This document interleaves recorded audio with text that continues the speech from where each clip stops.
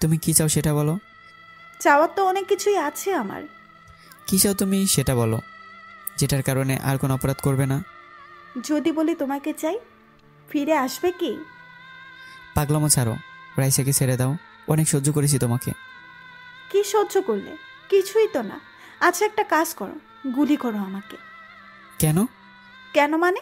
Encounter করে দাও আমাকে, তাহলে তো সব সমস্যার সমাধান। তবে একটা কথা কি জানো? কি কথা? আমাকে শেষ করে কি হবে? আমার মতো হাজারো নীলিমা রাস্তায় পড়ে আছে। ওরা এভাবে অপমান সহ্য করতে করতে একদিন আমার চেয়ে বড় কিছু হয়ে যাবে। তখন কেউ কন্ট্রোল করতে পারবে না। আমরাও মানুষ, আমাদেরকে একটু সম্মান দেন। আমরা তো সম্মান চাই না, ভালোভাবে একটু বাঁচতে দেন আমাদের। 3 দিন কখনো না খেয়ে থাকছেন? থাকেন নাই জানি, কিন্তু আমরা থাকছি। ক্ষুধার কষ্ট যে কত কঠিন সেটা আপনাদের স্যারও জানে, কারণ উনিও আমাদের মতো রাস্তার টোকাই ছিলেন। এবারের কথাটা শুনে সবাই আমাকে এমনভাবে দেখতেছিল, মনে হচ্ছে এলিয়েন কোনো আমি। হ্যাঁ, আমিও টোকাইছিলাম আমার মা বাবাকে। এখন আমি জানি না।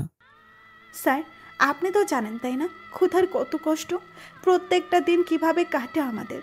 ও হ্যাঁ, সরি সরি, আপনার তো এসব কিছুই মনে নেই, কারণ আপনি তো শহরের মানুষ, সব কিছু ভুলে গেছেন। না, কিছুই বলি না আমি, সবই মনে আছে আমার। এখন সেই রাতগুলোর কথা মনে পড়লে আমার শরীর শিউরে ওঠে। আমি চেষ্টা করেছিলাম পাল্টানোর, কিন্তু সম্ভব হয়নি। প্রত্যেকটা মানুষের মনে আমাদের নিয়ে একটা খারাপ মনোভাব তৈরি হয়েছে, যেটা দূর করা অসম্ভব এখন। হয়তো অসম্ভব ছিল, কিন্তু সেটা আমি সম্ভব করেছি। যদিও খারাপ রাস্তায় নিজের অধিকার নিজে আদায় করেছি, একটু খারাপ রাস্তায়, তাই। একটু না, অনেক খারাপ। তুমি অনেক মানুষের প্রাণ নিয়েছো, আর যে জন্য তোমাকে মরতেই হবে, এটা তুমি শিওর থাকো। আমি তো মরার জন্য প্রস্তুত সব সময়, শুধু আমার শেষ ইচ্ছাটা পূরণ হলেই। কি শেষ ইচ্ছে তোমার? সবসময় মানুষের অপমান, লাথি গুঁতো এগুলোই খেয়ে আমার দিন কাটছিল। শুধু আমার না, রেল স্টেশনে থাকা সব টোকাইদেরই। তবে এত কষ্টের জীবনের মধ্যেও ভালোবাসাটা ছিল আমার পরিপূর্ণ। মেয়েটার নাম ছিল নীলিমা। আমাদের প্রেম কাহিনীটা যেন পুরো রেল স্টেশনে জড়িয়ে ছিল। ওকে আমি শখ করে নীলু বলে ডাকতাম। ও আমার মতো অনাথ ছিল। সবসময় দুজনে একসাথে ঘুরতাম, যা খাবার পেতাম দুজনে মিলেই খেতাম। আমাদের প্রেমটার কোনো বাধা ছিল না, বাবাই ছিল না শাসন করবে কে। যখন আমার বয়স 13 কি 14, সেই সময় একদিন একটা আঙ্কেলকে বাঁচিয়েছিলাম। ছিনতাইকারীরা ধরেছিল টাকা নেওয়ার জন্য। সেই সুবাদেই আমার জীবনটায় পরিবর্তন এনেছিল। একটু আলোর মুখ দেখতে পেরেছিলাম। আঙ্কেল আমাকে ওনার বাড়িতে নিয়ে যেতে চাইছিল, পড়াশোনা করাতে চেয়েছিল আমাকে। প্রথমে তো আমি না করে দিয়েছিলাম, কিন্তু পরে আবার রাজি হয়েছি। এটা নীলুর জন্য। ওকে যখন কথাটা বলেছিলাম খুব খুশি হয়েছিল। শুধু ওই না, বাকি বন্ধুরা অনেক খুশি হয়েছিল। ওদের একটা বন্ধু শিক্ষিত হবে, বড় ডাক্তার ইঞ্জিনিয়ার হবে, সেটাতে নাকি অনেক গর্ব হবে ওদের। পরের দিন চলে এসেছিলাম ওদেরকে ছেড়ে, চলে এসেছিলাম নীলুকেও ছেড়ে। সেদিন আসতে অনেক কষ্ট হয়েছিল আমার। বয়সটা কম ছিল আমাদের, কিন্তু ভালোবাসাটা গভীর ছিল। নীলু অনেক কেঁদেছিল সেদিন, আমার সামনে না হয়তো, আমি চলে যাবার পর। পরে আঙ্কেলদের বাড়ি গিয়ে দেখলাম আঙ্কেলের বাড়িটা অনেক বড় ছিল, অনেক ধনী উনি। আঙ্কেলের একটা মেয়েও ছিল, নাম ছিল রাইসা। ওর স্কুলে ভর্তি করে দিয়েছিল আমাকে। ওর সাথে স্কুলে যাওয়া আসা করতাম। প্রথম দিকে তো ভালোই লাগছিল না, মনটা সবসময় রেল স্টেশনে পড়ে থাকতো। প্রতিদিনই যেতাম ওদের কাছে, দেখা করতাম নীলুর সাথে। কিন্তু যতদিন যেতে লাগলো শহরের মানুষের সাথে মিশতে মিশতে কখন যে ওদেরকে ভুলে যেতে লাগলাম খেয়ালই করিনি। অনেকদিন পর দেখা করতে যেতাম, তখন ভালো লাগতো না আর ওদের সাথে থাকতে। ধীরে ধীরে 1 বছর 2 বছরও যেতে লাগলো। এভাবে প্রায় ভুলে গিয়েছিলাম ওদের, যেতামই না আর। ভুলে গেছিলাম নীলুকে, ভুলে গেছিলাম সে বন্ধুদের, যাদের সাথে সারাটা দিন কাটতো আমার। ধীরে ধীরে এই শহরের মানুষগুলো যেন আমার আপনজন হতে লাগলো। মিশে গেলাম ওদের সাথে, হয়ে গেলাম ওদের মতোই। এভাবে 10 বছর কেটে যায়। জীবনে এখন একটা পরিচয় হয়েছে আমার, পুলিশ অফিসার হয়েছে এখন। সব এখন স্যার স্যার বলে ডাকে, আর আগের মতো কথায় কথায় জারজও বলে না। পুলিশে জয়েন করে আরও 2 বছর কেটে গেল। 2 বছর অনেক সমান খ্যাতি অর্জন করেছি, প্রমোশনও পেয়েছি। তবে আমার এই 2 বছরে শুধু একটা কেসই সলভ করতে পারিনি। শুধু আমি না, পুরো পুলিশ ডিপার্টমেন্ট নাকানি চোবানি খেয়েছে। একটা গ্যাং, টিমের নাম সিটিজেন, যারা পুরো শহরে আতঙ্ক ছিল। দিন দিন যেন শহরটা তাদের আয়ত্তেই চলে আসতেছিল। হাজার চেষ্টা করেও তাদের নাগালে আসতে পারেনি। ভাগ্যক্রমে সেই কেসটার দায়িত্ব আমার কাছে পড়েছিল। আমি সফল হয়েছিলাম, ধরেছিলাম টিম লিডারকে। আমি ধরিনি আসলে, ও ইচ্ছে করে ধরা দিয়েছিল। ওর সাথে যখন আমি মুখোমুখি হয়েছিলাম তখন আমি শুধু অবাকই হয়েছিলাম না, ওকে দেখে সারা শরীরটা যেন শিউরে উঠেছিল। ভয়ও হচ্ছিল তখন, কারণ মেয়েটি নীলিমা ছিল। ওর হাতে যখন হাত করা পরিয়েছিলাম ও আমার দিকে তাকিয়ে হাসতেছিল। সেদিন ওর চোখে শুধু রাগ আর অভিমান দেখেছিলাম। নীলিমা এখন জেলের মধ্যে, বাইরে হাজার জনতা ওকে মারার জন্য জড়ো হয়েছে, কিন্তু ওর সেদিকে কোনো খেয়ালই নেই। বসে থেকে আসতেছে আর বলতেছে, কিচ্ছু করতে পারবি না আমার। ওর কথাটা যেন আমার শরীরে তীরের মতো বিঁধে যাচ্ছিল। চুপ করে থাক, না হলে কিন্তু খারাপ অবস্থা করে ফেলবো তোর। অনেক ক্ষতি করেছিস মানুষের। কথাটা তানিয়া বলে, মানে সাব ইন্সপেক্টর। তানিয়ার কথা শুনে নীলিমা আরো জোরে জোরে হাসতে থাকে। সেটা দেখে তানিয়া রেগে যায়। সত্যি তোর অনেক সাহস, গুলি করে দেব কিন্তু আমি। আমাকে চিনিস না তুই। আমাকে গুলি করার আগে ফোনটা ধর, তাহলে বুঝতে পারবি। সাথে সাথে তানিয়ার ফোনটা বেজে ওঠে। ফোনটা রিসিভ করতেই তানিয়ার মুখটা কেমন যেন হতাশার ছাপ স্পষ্ট হয়ে ওঠে। সেটা দেখে নীলিমা আবার হাসতে থাকে। কি হয়েছে তানিয়া, কোনো প্রবলেম কি? মা আর বোনকে কিডন্যাপ করেছে ও। ওকে তো আমি। তানিয়া পিস্তল নিয়ে এগিয়ে যায়। তোর ওই রাগটা না নিজের পকেটে রাখ, আমাকে দেখাতে আসিস না, না হলে তোর মা আর বোন চান্দে। তানিয়া পিস্তলটা নামিয়ে ফেলে। আমি ওখানে দাঁড়িয়ে থেকে নীলিমার কথাগুলো শুনতেছিলাম। নীলিমা এরকম হবে এটা আমি ভাবতে পারিনি। তোদের কি মনে হয় আমাকে তোরা ধরে নিয়ে এসেছিস? হাহ, আমি ইচ্ছে করে ধরা দিয়েছি তোদের কাছে। আমাকে ধরার সাধ্য তোদের নেই। আসলে আমি তোদের সামনে আসতে চাইছিলাম, বিশেষ করে তোর স্যারের সামনে। আমাকে দেখিয়ে তানিয়াকে কথাগুলো বলল নীলিমা। নীলিমার কথা শুনে সব পুলিশ আমার দিকে তাকালো অন্য দৃষ্টিতে। বিষয়টা ওদের বুঝতে না দিয়ে প্রশ্ন করলাম আমি, আমার সামনে মানে কি বোঝাতে চাচ্ছেন? আপনি অনেক ক্ষমতাবান, আপনার চেয়ে বড় আর কেউ নেই, ভুলে যাবেন না আইনের হাতও কিন্তু অনেক লম্বা। তাই না? অনেক লম্বা। আচ্ছা, আমাকে আটকে রেখে দেখা। 1 ঘন্টা সময় দিলাম, এর মধ্যে আমি তোদের সামনে দিয়ে বেরিয়ে যাব। যদি তোরা আটকে রাখতে পারিস তাহলে মনে করব তোদের অনেক শক্তি। দেখা যাবে। হঠাৎ বাইরে থেকে আরো 2টা পুলিশ আসে। স্যার, বাইরের অবস্থা খুব খারাপ, পাবলিককে তো আটকে রাখানো যাচ্ছে না, কি করব আমরা? কি করবা মানে? আটকে রাখো ওদের, ভেতরে তো আসতে দেওয়া যাবে না। স্যার। ওদের আটকে কি করবেন স্যার? ওরা তো ওইরকমই। এতদিন আমার নাম শুনলে ভয় পেত, যেই দেখছে আমি আজকে জেলে, সবাই চলে এসেছে একসাথে। একটু পরে আবার চলে যাবে। নীলিমার কথায় আর কান দিলাম না। একটু পরে আমার ফোন আসলো। ফোনটা রিসিভ করতেই ওপাশ থেকে চিৎকারের আওয়াজ শুনতে পারলাম। চিৎকার শুনে বুকের মধ্যে কেমন যেন করে উঠলো, কারণ ওপাশ থেকে রাইসার গলার আওয়াজ শোনা যাচ্ছিল। কান্না করতেছে ও। প্লিজ আসিফ, কিছু একটা করো, খুব কষ্ট হচ্ছে আমার। কান্না করতে করতে কথাগুলো বললো রাইসা। ওর কথা শুনে খুবই কষ্ট হচ্ছিল, দম বন্ধ হয়ে আসছিল আমার। নিজেকে কন্ট্রোল করে বললাম, রাইসা শান্ত হও, কিছু হবে না তোমার, আমি আসতেছি, একটু ধৈর্য ধরো। আর কিছু বলার আগে ফোনটা কেটে গেল। আমি চেয়ারে গিয়ে বসে পড়লাম। উপরে প্রচণ্ড জোরে ফ্যান চলছিল, কিন্তু তবু আমার শরীর ঘেমে যাচ্ছিল। বাইরে প্রচণ্ড কোলাহল, আর ভেতরে একের পর এক ফোন আসতেছিল। সবারই একই কথা, ওকে ছেড়ে দাও। সবার অবস্থায় খারাপ হয়ে গেছিল। বারবার নীলিমার দিকে তাকাচ্ছিলাম, ও আমাকে দেখে শুধু হাসতেছে। হাসিটা অন্যরকম, কোনো মানে নেই এর। কেমন যেন অন্যরকম একটা রহস্য লুকিয়ে আছে হাসির মধ্যে। কিছুক্ষণের মধ্যে কোর্ট থেকে জামিনও চলে এসছে। বাধ্য হলাম আমাকে ছেড়ে দিতে। তবে আমি এতক্ষণে বুঝলাম নীলিমার অনেক পাওয়ার। যে কয়েকটা ফোন এসেছে সব সমাজের বড় বড় মাথাদের। বাধ্য হয়ে জেল খুলে দিতে বললাম। নীলিমা বের হয়ে আসলো। আমরা সবাই মাথা নিচু করে দাঁড়িয়ে আছি, কারণ ওর কথাই সত্যি হলো। 1 ঘন্টাও ধরে রাখতে পারলাম না ওকে। মাথা নিচু করে আছিস কেন সবাই? পারলি ধরে রাখতে? ওর কথা শুনে খুবই রাগ হচ্ছিল। মন চাচ্ছিল ওখানে ওকে এনকাউন্টার করে দেই, কারণ ওকে দেখে খুব ঘৃণা হচ্ছে আমার।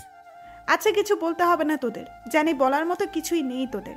আসলে দোষটা তোদের না, তোরা তো চুনোপুটি। বড় বড় রাঘব বোয়াল আমার কথায় উঠে বসে। নীলিমার কথা শুনে তানিয়া পিস্তল নিয়ে এগিয়ে যায় ওর দিকে। নীলিমার কথা শুনে হাসতে থাকে। ওকে তো অনেকক্ষণ ধরে কথা বলেছিস, কি মনে হয় তোর আমরা কিছু করতে পারবো না তোর? আর একটা কথা বললে এখন এনকাউন্টার করে দেব কিন্তু আমি। বড় বোকা তুমি, এই বুদ্ধি নিয়ে চাকরি পেলে কিভাবে? আমাকে যদি মেরে ফেলো তোমার মা বোন কি হবে? দেখতে পারবে আর ওদের? তানিয়া পিস্তলটা আর সোজা করে রাখতে পারলো না। ওর হাত কাঁপতেছে, ভয়ের জন্য না, পরিবারের জন্য। আমি তানিয়াকে সরিয়ে আনলাম ওখান থেকে। একটা কথা মনে রেখো, খারাপ কাজ করে কিন্তু বেশি দিন টিকে থাকা যায় না। আজ হয়তো বেঁচে গেলে, কিন্তু একদিন না একদিন তো ধরা পড়তেই হবে। সেদিন আসবে না, তার আগেই। আর কিছু বলতে কেউ বললো না নীলিমা। বাইরে থেকে আরও কিছু লোক আসলো। ওদের দেখে মনে হচ্ছে গুন্ডা। সবাই এসে নীলিমাকে সালাম দিল। বুঝতে বাকি রইল না ওরা নীলিমার লোক। আমরা দাঁড়িয়ে থেকে ওদের করা ঘটনাগুলো দেখতেছিলাম। মনে হচ্ছে আমরা দর্শক। একটু আবার নীলিমা আবার বলতে শুরু করলো, বাইরের কি অবস্থা রে? চলে গেছে সব স্বার্থবাদী পাবলিক।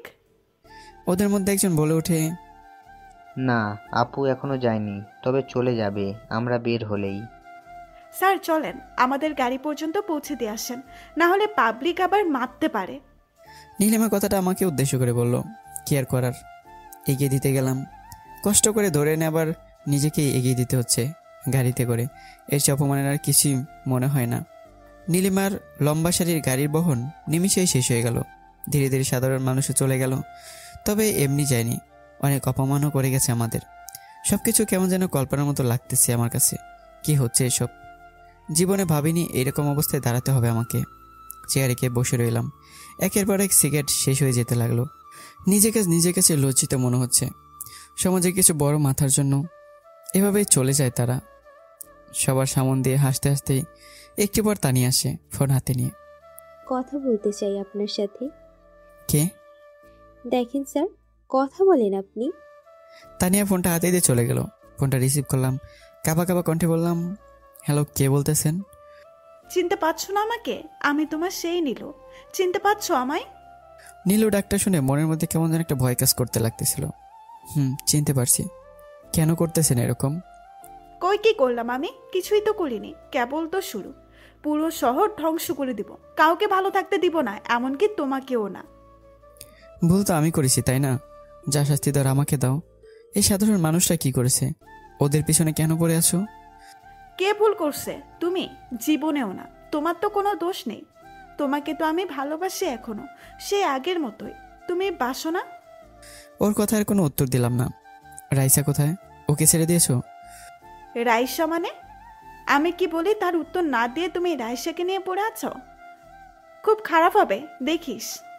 বলে ফোনটা কেটে দিল। আমি কিছু বলতে গিয়েও বলতে পারলাম না। থানা থেকে সোজা বাড়িতে চলে আসলাম। রুমে গিয়ে দেখলাম রাইসা এখনো আসেনি। আঙ্কেলের রুমে গেলাম। আঙ্কেলও শুয়ে আছে। আমার আশাটা লক্ষ্য করেছে। আসিফ, তুমি এখন থানায় কাজ নেই নাকি আজকে? কাজ আছে, এমনি আসলাম। রাইসা এসেছি কি আঙ্কেল? না তো, রাইসা কোথায় থেকে আসবে? সেই তো সকালবেলায় বেরিয়েছে, বললো তো কলেজে আছে। কেন, কি হয়েছে? না, কিছু হয়নি। আপনি বিশ্রাম নেন, আমি আসি। অফিসে যেতে হবে আমার। তার মানে আঙ্কেল সব কিছুই জানে না। বাইরে এসে রাইসাকে ফোন দিলাম, এখনও ফোন সুইচ অফ। গাড়ি নিয়ে ওর কলেজে গেলাম। কলেজে ওনাকে নাই। কিছুক্ষণ পর আবার ফোন আসলো। ফোনটা রিসিভ করলাম। এত তাড়াহুড়া করে লাভ আছে? শান্ত হও আর নিজেকে প্রস্তুত করো, কারণ এখন এমন একটা নিউজ দেবো যেটা শুনতে অনেক দমের প্রয়োজন হবে। পারবে তো সহ্য করতে? হাসতে হাসতে কথাগুলো বললো নীলিমা। কি বলতে যাচ্ছ তুমি? কি করেছো আবার? রাইসা যদি কিছু হয়, আমি কিন্তু তোমাকে ছেড়ে কথা বলবো না। আরে থামো থামো, হঠাৎ ওই রাইসার জন্য এত দরদ কেন তোমার?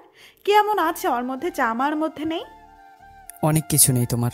সর্বপ্রথম মানুষত্ব নেই তোমার মধ্যে, কারণ মানুষ হলে কেউ এরকম কাজ করতো না। মনুষ্যত্ব না? তোমার অনেক মনুষ্যত্ব, তাই না? আরে আমি তো তোমার মতো বেইমান না। আর যাই করি, নিজের শেকড়কে ভুলে যাইনি তোমার মতো। নীলিমার কথা শুনে আর কোনো উত্তর দিতে পারলাম না। উত্তরটা ছিল না আমার কাছে। রাইসা কোথায়? আছে, যেখানে থাকার কথা সেখানেই। তুমি একটা কাজ করো, সোজা বাড়িতে যাও আর টিভিটা চালু করো, তাহলে সব বুঝতে পারবে। এখন বাই, খুব শীঘ্রই দেখা হবে আবার। কথাটা বলেই ফোনটা কেটে দিল। আমি গাড়ি ঘুরে আবার বাড়ির দিকে রওনা দিলাম। দৌড়ে বাড়ির ভিতরে ঢুকলাম। টেনশন হচ্ছিল খুব। ভিতরে গেলে গিয়ে দেখলাম রাইসা আর আঙ্কেল টেলিভিশন দেখছে। টেলিভিশনের দিকে চোখ যেতেই পাটা থেমে যায়, কারণ ব্রেকিং নিউজ বড় বড় করে লেখা উঠতেছে। ইন্সপেক্টর আসিফের সহযোগিতায় সিটিজেন মাফিয়া বস সবার সামনে দিয়ে বেরিয়ে গেল। গোপন সূত্রে জানতে পেরেছি ইন্সপেক্টর আসিফের সাথে নাকি তার অবৈধ সম্পর্ক রয়েছে। প্রত্যেকটা চ্যানেলে ব্রেকিং নিউজ হয়ে গেছে এটা। আঙ্কেল আর রাইসা আমার আশাটা লক্ষ্য করেছে। আমাকে দেখে রাইসা তাড়াতাড়ি উঠে আসে আমার কাছে। কখন আসবে তুমি? আর টেলিভিশনে এসব কি দেখাচ্ছে তোমার নামে? জানি না আমি কি হচ্ছে এসব। তুমি ঠিক আছো তো? জানো না মানে? সবগুলো চ্যানেলে এটা দেখাচ্ছে। মিথ্যা হলে কি দেখাতে পারতো? সবচেয়ে বড় কথা, মেয়েটা নিজেই এ কথা বলেছে লাইভে এসে। বাবা, কি বলতেছো এগুলো? আসিফকে তুমি চেনো না? ওই কাজটা করবে তোমার বিশ্বাস হয়? কি হচ্ছে এসব? কিছুই বুঝতে পারতেছি না। আমি একটা জিনিস ভেবে পাচ্ছি না, যদি অফিসারের সাথে মেয়েটার কোনো সম্পর্ক না থাকে, তাহলে ওই মেয়েটা এর পেছনে কেন পড়ে আছে? কারণ আছে আঙ্কেল, অনেক বড় কারণ। আমি পরে সব কিছু খুলে বলবো আপনাদের। তাই বলো। এখন রুমে চলো তো, রেস্ট নিবে। হ্যাঁ, রাইসের সাথে রুমে গেলাম। বাথরুমে গিয়ে চোখ মুখে পানি দিলাম। কিছুক্ষণ নিজের চেহারাকে দেখলাম। কত বড় বেইমান আমি। এসব কিছু আমার জন্যই হচ্ছে। আমাকে এটা বন্ধ করতে হবে যেভাবেই হোক। চোখ মুখে পানি দিয়ে বাহিরে আসলাম। রাইসা খাটে বসে আছে তোয়ালে নিয়ে। আমিও গিয়ে খাটে বসলাম। রাইসা নিজেই চোখ মুখে পানি মুছতে লাগলো। আচ্ছা আসিফ, এইগুলো কিসের জন্য হচ্ছে? সত্যি কি তোমার কোনো দোষ আছে? জানি না আমি, তবে এসব কিছু আমার জন্যই হচ্ছে। আমি দায়ী এসবের জন্য। তুমি তাই মানে? কি করেছো তুমি? বেইমানি করেছি আমি। সবার আশা নিয়ে প্রতারণা করেছি। নিজেকে নিজের কাছে লজ্জিত লাগতেছে এখন। কি বলো এগুলা? যা হয়েছে ভুলে যাও, কিছুই হবে না। আমি আছি না, কিছু হতে দিব না তোমাকে। হ্যাঁ, গালে হাত দিয়ে বললাম ওর। কিছুক্ষণ বিশ্রাম নাও তুমি, তাহলে দেখবে নিজেকে অনেকটাই হালকা লাগবে। রাইসা রুম থেকে বেরিয়ে গেল। আমি একটু ঘুমানোর চেষ্টা করলাম, কিন্তু ঘুমটা যেন আসতেই চাইছিল না। যে একটু চোখটা লেগে আসছিল, তখনই ফোনটা বেজে ওঠে। ফোনটা রিসিভ করতে ওপাশ থেকে কর্কশ আওয়াজ ভেসে আসছে। কণ্ঠ শুনে বুঝতে পারলাম ডিআইজি স্যার। কোথায় তুমি আসিফ? স্যার বাড়িতে আছি। কেন, কি হয়েছে? কি হয়েছে মানে? তোমার মাথা কি ঠিক আছে? টেলিভিশনে কি দেখেছে সব? ইমিডিয়েটলি থানায় আসো। হ্যাঁ, আসতেছি আমি স্যার। ঘুম আর হলো না। গাড়ি নিয়ে গেলাম থানার দিকে। থানায় ঢুকতেই দেখলাম লম্বা গাড়ির বহর, সব পুলিশের গাড়ি। থানার ভেতরে ঢুকতে সবাই যেন কেমনভাবে দেখছিল আমাকে। মনে ছিল আজকে নতুন দেখতেছে। ওদের দিকে বেশি নজর না দিয়ে ভেতরে গেলাম। দেখলাম ডিআইজি স্যার সহ আরও অনেক স্যার আসছে। সবাইকে একসাথে দেখে গলা শুকিয়ে যাওয়ার মতো অবস্থা। কি হবে কিছুই বোঝা যাচ্ছে না। সবাইকে সালাম দিয়ে একটা চেয়ারে গিয়ে বসে পড়লাম। শুরু হলো একের পর এক প্রশ্ন। চলতে থাকলো 1 ঘন্টা প্রশ্ন, তাও যেন শেষ হচ্ছে না। অবশেষে সাসপেন্ড করা হলো আমাকে 6 মাসের জন্য। সাজাটা কমই মনে হচ্ছে আমার কাছে। আমি তো মনে করেছিলাম চাকরিটাই চলে যাবে। ইউনিফর্মটাও জমা দিয়ে সিভিল ড্রেসে বের হলাম থানা থেকে। বারবার থানার দিকে তাকাচ্ছিলাম। আমি ভাবিনি কোনোদিন আমাকে এভাবে চলে যেতে হবে। হেঁটেই রওনা দিলাম। আকাশে বিদ্যুৎও চমকাচ্ছে। মনে হচ্ছে বৃষ্টি নামবে। সব মানুষ ব্যস্ত, নিজের জিনিস সামলানো নিয়ে ব্যস্ততা সবার মাঝে। অনেকে আমাকে দেখে খারাপ খারাপ কথা বলতেছে, সেগুলো আমি সবই শুনতে পাচ্ছি, কিন্তু তবুও না শোনার অভিনয় করতে হচ্ছে। কালো যারা আমাকে নিয়ে গর্ব করছিল, আজ তারাই আমাকে ধিক্কার দিচ্ছে। ওদেরকে দেখে আমার হাসি পাচ্ছে। মানুষ সত্যি বড় আজব, মিনিটের মধ্যে নিজের রং পাল্টে ফেলে। বৃষ্টিও শুরু হয়ে গেল। সবাই দৌড়াদৌড়ি শুরু করতেছে না ভেজার জন্য, তবে আমি আর দৌড় দিলাম না। এভাবেই ভালো লাগতেছিল। বৃষ্টিতে ভিজতে ইচ্ছে করছিল। আজকে মনে হচ্ছে সত্যি আমি একা, ঠিক আগে যেমন ছিলাম এখনও সেই রকমেরই। সব কিছু ছিল আমার মিথ্যে স্বপ্ন ভরা শহর। বৃষ্টিতে ভিজতে লাগলাম। আপনা আপনি চোখ থেকে জল বেরিয়ে আসতে লাগলো। শুনি সে কান্না করলে নাকি নিজেকে অনেক হালকা লাগে। সন্ধ্যার দিকে বাড়িতে গেলাম। সব কিছু ভেজা আছে এখনো। কলিং বেল বাজাতে রাইসা দরজা খুলে দিল। তোমার এই অবস্থা কেন? হঠাৎ কোথায় চলে গেছিলা আমাকে না বলে? অফিসে গেছিলাম। কথাটা বলে ওকে পাশ কাটিয়ে উপরে আসলাম। পেছন থেকে রাইসা উপরে আসলো। বাথরুমে গিয়ে ফ্রেশ হয়ে রুমের ভিতরে আসলাম। কি হয়েছে তোমার? এইরকম করতেছো কেন? চাকরিটা আর নেই। কি? চাকরি নেই মানে? নেই মানে নেই, সাসপেন্ড করেছে আমাকে। এমনি সাসপেন্ড করে দিল? ঘটনাটা সত্যি কি মিথ্যা একবারও যাচাই করলো না? সেটা কে করবে? সত্যি তো না হলে কি এটা বের হতো? মন খারাপ করো না, দেখবে সব ঠিক হয়ে যাবে। তুমি বসো, আমি খাবার নিয়ে আসি। বাইরে চলে গেল। সাথে সাথে ফোন আসলো আবার, অন্য নাম্বার। এখন ফোনটা রিসিভ করতে ভয় লাগছিল। নীলিমা ফোন করেছে, আবার ফোনটা রিসিভ করলাম, তবে আগে কিছু বললাম না। ওপাশ থেকে আগে আওয়াজ আসলো, এইটুকুতেই হাঁপিয়ে গেলে? এখনো তো অনেকটা বাকি আছে, পারবে তো সহ্য করতে? আর কি বাকি আছে? সব কিছু তো শেষ করেই দিলে। না না, ভুল ভাবতেছ। সব তো এখনো শেষ হয়নি। এখনো তো তোমার মাথার নিচে সাতটা আছেই, তাই না? চাকরিটা তো কেড়ে নিলে, বাড়িটাও কেড়ে নেবে। কেন করতেছে এমন? ভালোবাসতে বলে আমাকে? এখনো বাসি তো, অনেক ভালোবাসি তোমাকে। তাহলে আমাকে কষ্ট দিচ্ছ কেন? ভালোই যখন বাসো। ভালোবাসলে বুঝি কষ্ট দেওয়া যায় না? জানি না, আমি তোমার সাথে সরাসরি কথা বলতে চাই। খুব অল্প দিনেই দেখা হবে আমাদের মধ্যে। আর হ্যাঁ, আরেকটা কথা, এই রাইসাটা কে হয় তোমার? কিছুই না। মিথ্যা কেন বলো? জানোই তো মিথ্যে বলে কোনো লাভ নেই। আমি তো সব জানি। হবু বউ তোমার, তাই না? সামনে মাসে বিয়ে। সত্যি বললাম তো? হ্যাঁ সত্যি, আমি রাইসাকে ভালোবাসি। বেচারি, কোনো দোষ না থেকেও মরতে হবে। ওকে, বাই, তাহলে দেখা হবে। কি বলে? রাইসা যদি কিছু হয় আমি কিন্তু... কি কিন্তু? কিচ্ছু করতে পারবি না। তোকে আবার রাস্তায় থাকতে হবে। আবার টোকাই বলবে তোকে সবাই। তুই শুধু দেখতে থাক কি করি আমি। কথাগুলো বলে ফোনটা কেটে দিল নীলিমা। আমি ওখানে বসে থাকলাম। আমার এখনো বিশ্বাস হচ্ছে না নীলিমা এরকম করবে। অনেক বদলে গেছে ও। বদলানোর জন্য হয়তো আমিই দায়ী। একটু পর রাইসা খাবার নিয়ে আসলো। এই নাও খাবার, খেয়ে নাও লক্ষ্মী ছেলের মতো। তুমি খেয়েছো? কিভাবে ভাবলে তুমি? তুমি না খেলে আমি খাবো? তুমি আগে খেয়ে নাও, তারপর আমি খাবো। আসো একসাথে খাই আজকে। কথাটা শুনে রাইসার মুখে এক কিচ্ছিত হাসি ফুটে উঠলো। খুব খুশি হয়েছে। আমি জানিও আমাকে অনেক ভালোবাসে। দুজন দুজনকে খাইয়ে দিলাম। যদিও মানসিক অবস্থা ঠিক ছিল না আমার, কিন্তু রাইসার মুখের হাসিটা সব দুঃখ ভুলিয়ে দেওয়ার মতো। শুয়ে পড়বে নাকি এখন? না, একটু পরে ঘুমাবো। ল্যাপটপটা একটু এদিকে দাও, কয়েকটা কাজ আছে। ল্যাপটপ দিয়ে আবার কি করবে? ঘুমিয়ে পড়ো তো। এমনি সারাদিন অনেক চাপ গেছে তোমার উপর দিয়ে। তুমি ল্যাপটপ দাও, কিছুই হবে না, কাজটা খুব জরুরি। রাইসা ল্যাপটপটা দিয়ে বাইরে চলে গেল।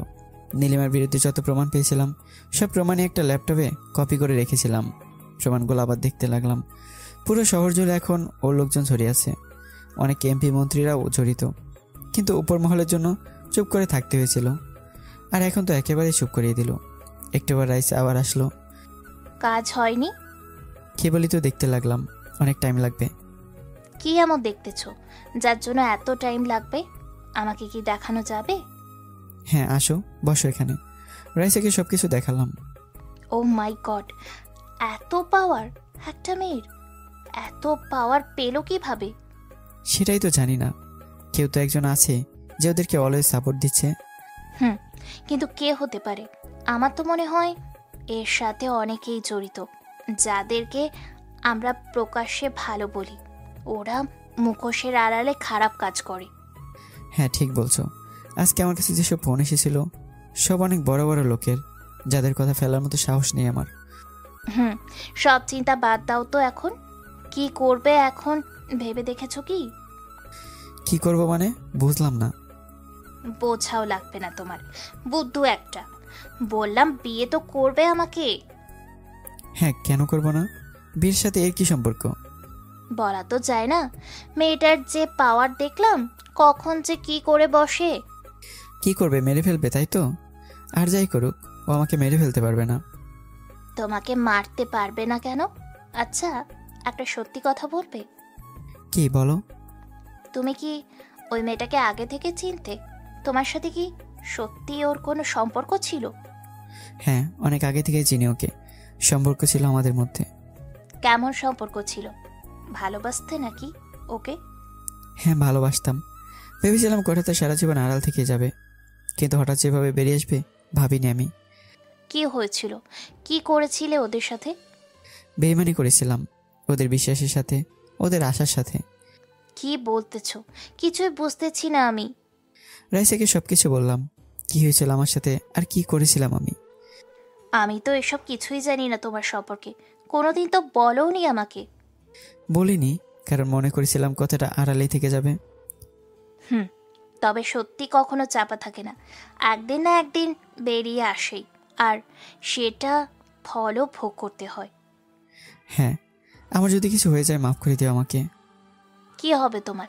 এত চিন্তা করতেছো কেন? আমি আছি না, সব সময় পাশে থাকবো তোমার।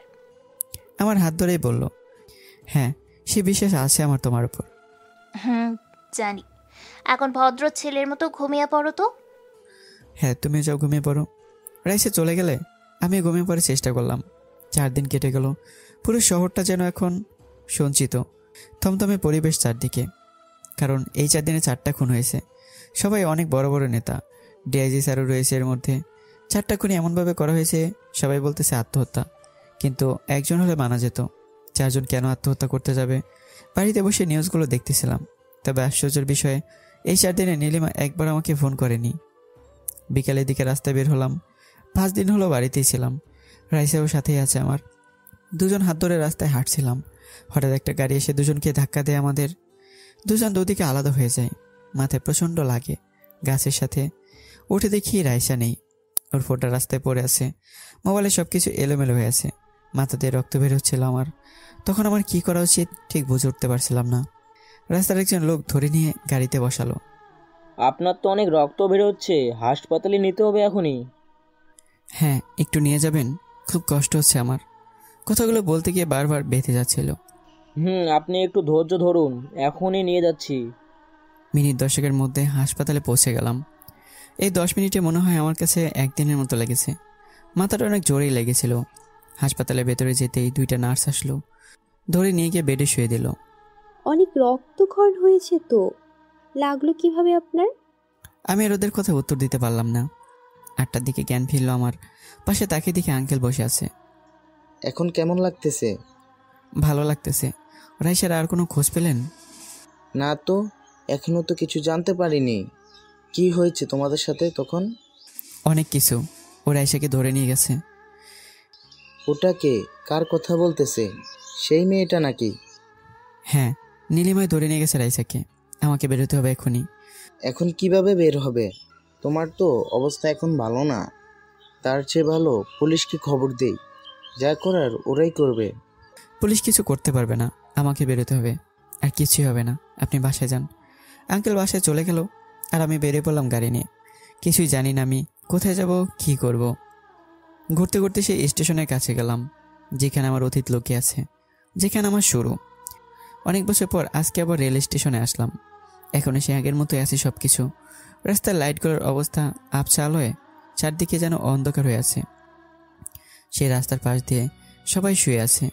না আছে কোনো বালিশ, না আছে কোনো কাঁথা। সবাই একসাথে জড়ো হয়ে শুয়ে আছে। ওদেরকে দেখে আমার সেই পুরোনো দিনের কথাগুলো মনে পড়তেছে। সারাদিন মানুষের গালাগালি খেয়ে সেই রাতে ট্রাফিক পুলিশের মার খেতে হতো। আবার দিনটা যেন মার খেয়ে চলে যেত। যখন চোখটা একটু বুঝে আসতো, আচমকায় লাঠির বাড়ি পড়তো পিঠে। আবার উঠে যেতে হতো অন্য জায়গায়। দিনগুলো যেন এভাবেই কাটতো। এখনো কিছুই বদলায়নি। ছোট বড় সবাই ঘুমিয়ে আছে। চারদিকে যেন পুরো স্তব্ধ, কোনো লোক সমাগম নেই। রেললাইনের পাশ দিয়ে ধীরে ধীরে হাঁটতে লাগলাম আর রাস্তায় শুয়ে থাকা মানুষদের দিকে তাকাচ্ছিলাম। ধীরে ধীরে সামনে যেতে লাগলাম। সামনে একটা টিপ টিপ করে ছোট লাইট জ্বলতে দেখলাম। ধীরে ধীরে এগিয়ে গেলাম আলোটার কাছে। একটু কাছে যেতেই দেখলাম একটা ছেলে, 10 থেকে 12 বছর হবে। আমাকে দেখে কি যেন লুকোলো পেছনে। এগিয়ে গেলাম ওর কাছে। আমাকে দেখে ভয়ও পাচ্ছে, কেমন যেন ভাবে তাকিয়ে আছে আমার মুখের দিকে। তা আপনি কে? এখানে তো আগে দেখিনি কখনো। পুলিশ আপনি, তাই না? ছেলেটি কাঁপা কাঁপা কণ্ঠে বলল, পুলিশ না আমি, ভয় পেও না, আমি তোমার মতোই একজন। সত্যি আপনি পুলিশ না? ছেলেটি মুখে সামান্য হাসি নিয়ে বলল, হ্যাঁ পুলিশ না আমি। পুলিশরা না অনেক খারাপ, এমনিই মারে আমাদের, শুধু কিছু খেতে লাগলে কায়রা নেই। তোমরা কিছু বলো না? কি কমু স্যার, আমাগো কথা যে কেউ শোনে না। সবাই মারে আমাদের। সারাদিন কিছু খায়নি, কেউ খাবার দিতে চায় না। কাম চাইলে মায়েরা তারাই দেয়, আবার কেউ কেউ কাম কইরা লইয়া টাকা দেয় না। আজকে খেয়েছো কি? না। মাথা নিচু করেই বলল, পেছনে কি তোমার? এভাবে লুকিয়ে রেখেছো কেন? আমার কথায় ছেলেটা পেছন থেকে ধীরে ধীরে হাতটা সামনে আনলো। খেয়াল করে দেখলাম একটা খাওয়া পাউরুটি, অর্ধেক আছে শুধু। সারাদিন কিছু খাইনি, অনেক খোঁজাখুঁজি এইটুকু পেয়েছি, তাই লুকিয়ে লুকিয়ে খাচ্ছিলাম। আচ্ছা তুমি আমার সাথে আসো। কোথায় স্যার? আপনি কই লইয়া যাইবেন? মারবেন না তো আবার? আরে না, মারবো কেন তোমাকে? আসো আমার সাথে। তুমি না বলে কিছু খাওনি সারাদিন, তাই খেতে নিয়ে যাব তোমাকে। সত্যি খাওয়াবেন আমারে? ছেলেটি মুখে হাসি নিয়ে বলল, হ্যাঁ খাওয়াবো তোমাকে। স্যার একটা কথা কই, কিছু মনে করবেন না তো? বলো, কি বলবে? আমারও আরও দুটা বন্ধু আছে, ওরাও সারাদিন খেতে পায়নি। আপনি কইলে ডাক দিমু উগরে। হ্যাঁ যাও, ডেকে আনো তুমি। আমি এখানে বসে রইলাম। 2টা মিনিট স্যার, এই জামু আর আসমু। ছেলেটা কথা বলেই দৌড় দিল। মুখটা হাসিতে ফুটে উঠেছে ওর। আমি ওখানে বসে রইলাম। ছেলেটাকে দেখে বারবার আমার অতীতের কথাগুলো মনে পড়তেছে। এরকমভাবে দিন কাটতো আমাদের। একবেলা খেতে পারলে দুবেলা খেতে পারতাম না। একটু পর দুইজনকে সাথে নিয়ে আসলো ছেলেটা। ওদের চোখে যেন এখনও ঘুমটা আছেই, কিন্তু তবুও অনেক খুশি ওরা। পেট ভরে খেতে পারবে তার জন্য মনে হয়। ওদেরকে সাথে করে পাশের একটা হোটেলে গেলাম। ওদের পছন্দের খাবারের অর্ডার করতে বললাম। 3 জন এখন খাওয়ায় ব্যস্ত। আমি ওদের পাশে বসে আছি, তাকিয়ে দেখে ওদের খাওয়া দেখতেছিলাম। স্যার আপনি খাইবেন না? না, তোমরা খাও, আমার খিদে নেই। আবার খেতে লাগলো ওরা। এতক্ষণে মাথায় প্রচণ্ড ব্যথা করতেছে আমার। হালকা হালকা মৃদু বাতাস বইছে চারদিকে। চারদিকে মাথার অনেক ভারী ভারীও লাগতেছে, ব্যান্ডেজ অবস্থায়। আচ্ছা একটা কথা বলি তোমাদের। কি কইবেন স্যার? নীলিমা নামের কাউকে চেনো তোমরা? এখানেই থাকতো আগে। আমার কথাটা শুনে নিমিষে ওদের হাসি মাখা মুখটা কালো বর্ণ ধারণ করলো। খাওয়া বন্ধ করে দিল। কি হলো, তোমরা এরকম করতেছো কেন? ভুল কিছু বললাম কি? স্যার আপনিও বেইমান করলেন আমাদের সাথে। আপনি পুলিশ তাই না?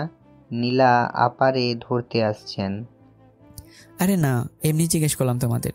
তখন বললাম না আমিও তোমাদের মতো একজন। আমিও আগে অনাথ ছিলাম তোমাদের মতো। আচ্ছা স্যার একটা কথা কমু? হ্যাঁ বলো। আপনি নীলা আপারে কে হন? কেউ না তো, এমনি জিজ্ঞাসা করলাম তোমাদের। আচ্ছা তোমরা কি সত্যি জানো না ও কোথায় থাকে? জানি স্যার, উনি আমাগো মায়ের মতো। উনি বলেছেন আমাদের আর অনাথ থাকতে হবে না, আমাগরে ও বাড়ি হবে, স্কুল পড়মু সবাই মিলে। হ্যাঁ ভালো, এত কথা না বলে খাওয়া শেষ করো। ছেলেগুলো আর কোনো কথা বললো না, আবার খাওয়ায় ব্যস্ত হয়ে বললো। একটিবার ওদেরকে নিয়ে আবার রেল লাইনের কাছে আসলাম। 3 জন অনেক কথা বলতেছে, কিন্তু আমার টেনশনটা ছিল অন্য। যেভাবে হোক রাইসাকে খুঁজে বের করতে হবে।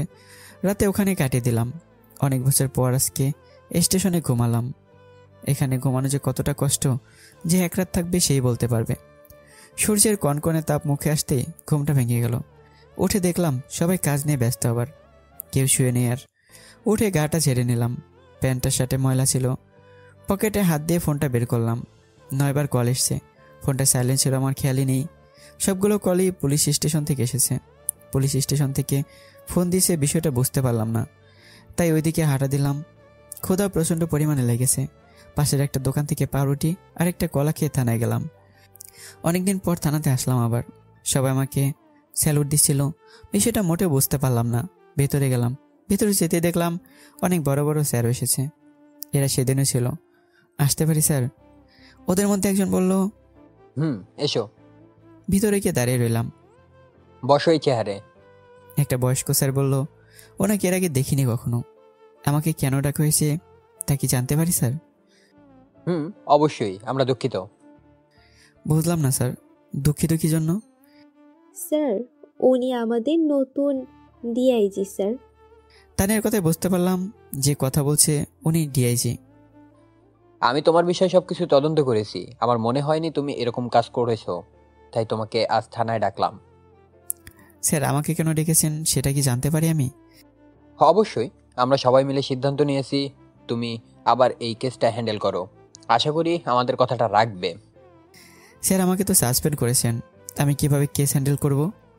সাসপেন্ড বাতিল করা হলো, তুমি আবার সেই আগের মতো কাজে ফিরে এসো সতেজ মনোভাব নিয়ে, কারণ তোমার উপর নির্ভর করবে এই শহরের বাঁচা মরার। আমি চেষ্টা করব স্যার, শেষ রক্তবিন্দু পর্যন্ত। সে বিশ্বাসটা আছে আমার। তোমার নামে অনেক কিছু শুনেছি আগে, এবার দেখবো না হয়। হ্যাঁ স্যার, দোয়া করবেন। যাও ড্রেসটা পরে আসো, এই পোশাকটা মানাচ্ছে না তোমাকে। দেশের স্বার্থের জন্য পোশাকটা আবার পরে নিলাম। পোশাকটার মধ্যে যেন অন্যরকম একটা সতেজতা আছে। আবার গেলাম ওদের কাছে। বাহ, অনেক সুন্দর লাগতেছে তোমাকে। দেখতে তো দেশের সৈনিকর মতোই লাগতেছে। থ্যাঙ্কস স্যার, দোয়া করবেন যেন দেশের সেবা করতে পারি। এই নাও পিস্তল। একটা পিস্তল এগিয়ে দিয়ে বলল। পিস্তলটা হাতে তুলে নিলাম। আর এই নাও এনকাউন্টার পারমিশন। নীলিমাকে যেখানে পাবে, যদি সম্ভব না হয় ধরতে, সোজা এনকাউন্টার করে দিবে। উপর থেকে পারমিশন আছে। স্যারের কথা শুনে মনের মধ্যে কেমন যেন করে উঠল। পিস্তলটা হাতে কাঁপতেছিল আমার। কেন কাঁপতেছিল সেটাও জানি না। একটু পর গাড়ি নিয়ে বেরিয়ে পড়লাম নীলিমাকে খুঁজতে। শুধু আমি না, পুরো পুলিশ ফোর্সই লেগেছে। স্যার, এভাবে কতদিন খুঁজবো? এভাবে পাওয়া সম্ভব না। তাহলে কিভাবে পাবো? যেভাবে হোক খুঁজতে হবে। রাইসা ওর কাছে আছে, জানি না কি করতেছে ওর সাথে। স্যার, এত টেনশন করেন না, কিছু করবে না ও। কারণ আজ পর্যন্ত ও নির্দোষ কাউকে মারেনি। যাদের মেরেছে ওরা সত্যিই খারাপ। কি বলতেছে এগুলো? ওর পক্ষ নিচ্ছ নাকি? ওর পক্ষ না স্যার, এই কয়েকদিন ওর কেসটা নিয়ে অনেক ঘাটাঘাটি করেছি। মেয়েটা সত্যি ভালো স্যার, একদম খারাপ না। তবে ও যে পথে চলছে এটা খারাপ। হ্যাঁ সেটাই তো। আজকে কি বললো শুনলে না? এনকাউন্টার করে দিতে বলেছে। স্যার, সত্যি কি এনকাউন্টার করে দেবেন? জানি না আমি কি করব, তবে দেশের মানুষের জন্য, রাইসের জন্য যদি তাই করতে হয় সেটাই করব আমি। স্যার, এটা করা ঠিক হবে? মেয়েটা খারাপ হলেও কিন্তু ও যে কাজগুলো করে ওইগুলো খারাপ না। নিজের অধিকার আদায় করে শুধু ও। হ্যাঁ সেটা আমি আর তুমি জানি। আর কেউ কি জানে? তা নিয়ে কিছু বলতে যাবে তার আগেই গাড়িটা জোরে ব্রেক করা হয়। থামলে কেন? সামনে অনেক ভিড়, অনেক লোকজন দাঁড়িয়ে আছে, নেমে দেখতে হবে কি হয়েছে। ওর কথা শুনে গাড়ি থেকে নামলাম। পুরো রাস্তায় অনেক জ্যাম, লোকজন অনেক জড়ো হয়েছে, সবাইকে কি যেন দেখতেছে। এবার সামনে এগোতে লাগলাম। ভিতরে গিয়ে দেখলাম সবাই রাস্তার পাশে মনিটরের দিকে তাকিয়ে আছে। খবর হচ্ছে, সবাই সেটা মনোযোগ দিয়ে শুনতেছে। পর্দায় তাকাতেই আমিও চোখটা সরাতে পারলাম না। পর্দায় নীলিমাকে দেখাচ্ছে, কিছু বলতেছেও, কিন্তু সেটা শোনা যাচ্ছে না। তবে নিচে ব্রেকিং নিউজটা দেখে অবাক না হয়ে পারলাম না। ওখানে লেখা ছিল, লাইভ মার্ডার দেখতে চাইলে রাত 9টায় আমাদের চ্যানেলে চোখ রাখুন। ওখান থেকে বাইরে আসলাম। স্যার, এগুলো কি হচ্ছে? নিউজ চ্যানেল কি পাগল হলো নাকি? সেটা তো আমি বুঝতে পারতেছি না। তাছাড়া ওখানে নীলিমাকেও দেখালো। ব্যাপারটা কিছুই বুঝলাম না। Live murder? স্যার, আমিও ফার্স্ট টাইম এরকম শুনতেছি। টেলিভিশনে বলে দিচ্ছে 9টার মার্ডার হবে। এটা নীলিমারই কাজ, আমি জানি ওই এসব করতেছে। স্যার, আপনার ধারণা যদি ঠিক হয় তাহলে একবার ভেবে দেখেছেন কি মার্ডারটা কার হতে পারে? রাইসার নয় তো? না না, এটা হবে না। তার আগে আমরা পৌঁছে যাব যেভাবেই হোক। রাইসাকে আমাকে বাঁচাতে হবে, না হলে আঙ্কেলের কাছে আমি মুখ দেখাতে পারবো না। তাহলে দেরি করেন না স্যার, চলে যাই। বিকাল হতে চললো, যা করার আমাদের তাড়াতাড়ি করতে হবে। হ্যাঁ একটা কাজ করো, আরও পুলিশ আসতে বলো। যত আছে সব, আজকে এর একটা সমাধান করব। সন্ধ্যার মধ্যেই পুরো পুলিশ ফোর্স এসে যায়। নীলিমা কোথায় আছে সেটার খোঁজও পাওয়া গেছে। স্যার, এখনো অ্যাটাক দেওয়া ঠিক হবে না, কারণ এই সময় ওদের সাথে আমরা পারবো না। নীলিমার অনেক পাওয়ার। সেটা আমি জানি, আমাদের আরও ওয়েট করতে হবে। 8টার সময় আমরা মিশনে যাব। তুমি সবাইকে রেডি থাকতে বলো। 1 ঘন্টা বসে থাকলাম। 8টার দিকে নীলিমার পুরো আস্তানা ঘিরে ফেললাম, কিন্তু অবাক করার বিষয়, একটা ছেলেকেও খুঁজে পেলাম না যারা নীলিমার ওখানে কাজ করে। স্যার, সবাই পালিয়ে গেছে নাকি? কাউকে তো দেখছি না। হ্যাঁ তাই তো মনে হচ্ছে। উপরে যেতে হবে সবাইকে, মনে হয় উপরে লুকিয়ে আছে ওরা। চলেন স্যার। সবাই মিলে উপরে গেলাম, কিন্তু উপরেও কাকে পেলাম না।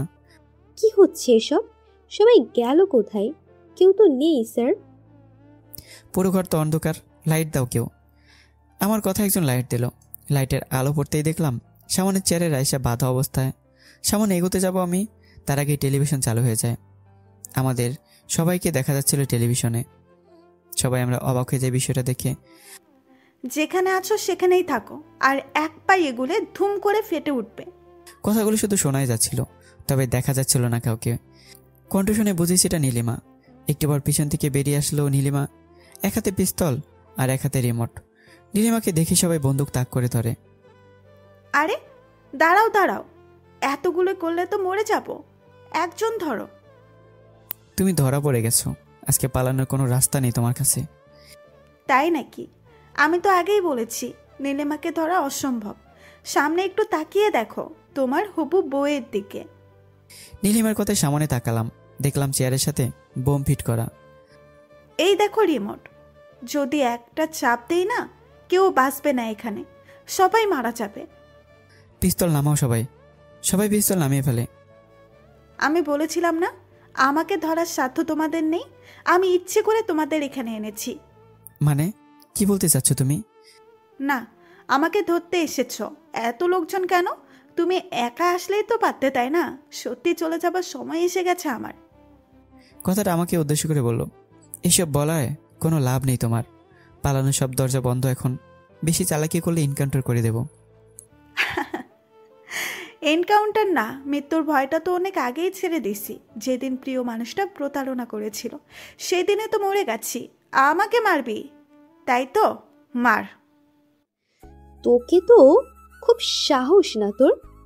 অনেক অপমান করেছিস আমাদের, কিছু করতে পারবো না তোর, তাই না? দেখ কি করি। আমার সামনে এগিয়ে আসতে আসতে বলে কথাগুলো নীলিমা। কথাটা বলার সাথে সাথেই তানিয়া নীলিমাকে জোরে থাপ্পড় মারে।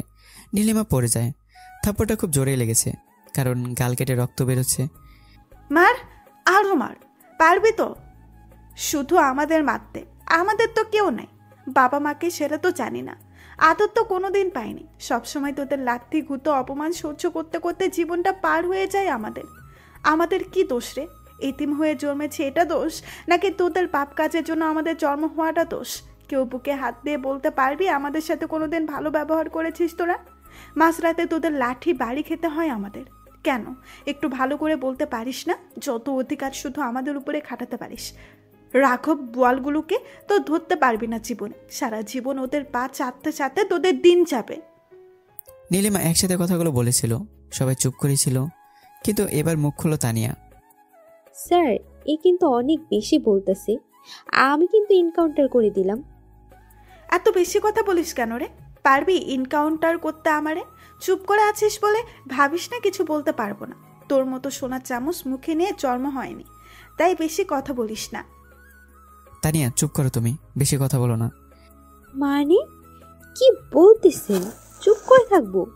বসে বসে আর বানোয়াট কথা শুনবো? কোনটা বানোয়াট? তোর স্যারকে জিজ্ঞাসা কর কোনটা বানোয়াট।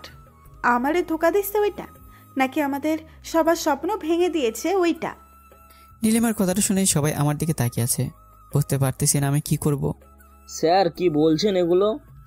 কিছু না, তোমরা তোমাদের কাজ করো। কথাটা এড়িয়ে যাওয়ার চেষ্টা করলাম। তুমি কি চাও সেটা বলো।